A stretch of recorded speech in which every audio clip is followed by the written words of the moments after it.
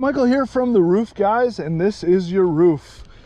Let's start with your gooseneck here. This is either for a bath fan or your dryer vents. Let's see here.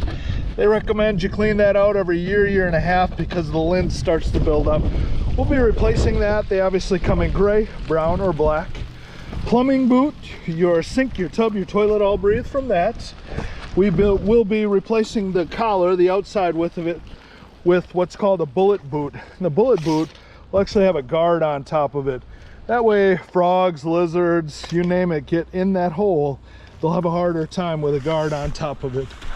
Sometimes the leaves sit up here, they have moisture in them, and they get past the shingle, they can rot a little bit of the wood.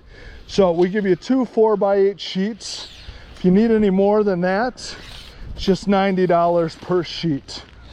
I wouldn't be able to tell from the attic, unfortunately, but sometimes when there's heavy leaf built up, like right here, we'll find rotted wood around there.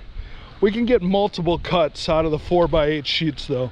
So if there is any rotted wood under there, hopefully that'll be enough to take care of it. This algae growth here, this is that blue-green algae that comes off the oak trees. It's what we really like about GAF and Atlas.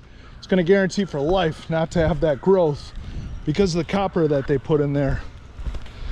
What's really important with these areas here, and I'm even going to put on your estimate, is that we get some extra ice and water barrier down below here. Not because you're going to get ice, but obviously those wet leaves sit on there the most. So that'll be a point where, you know, it could rot out wood again.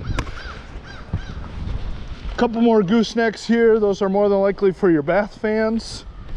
We'll be replacing those. You're going to get 36 inches of ice and water barrier in your valleys, and then we go above and beyond. We put it at the gable points down here because that's the area that takes the longest to dry because it's shaded. Here's that drip edge I told you about. We'll be replacing all of that. Another gable point there where you had a little bit of a, looks like a squirrel guard put on right there. We'll try to get that back in place the best we can. A couple more valleys. Get the other side of those gables with some ice and water barrier. And then this is a tin ridge venting. The new industry standard is what's called Cobra. When the wind is blowing, it creates a backdraft, and that'll actually help bring down the temperature of your attic.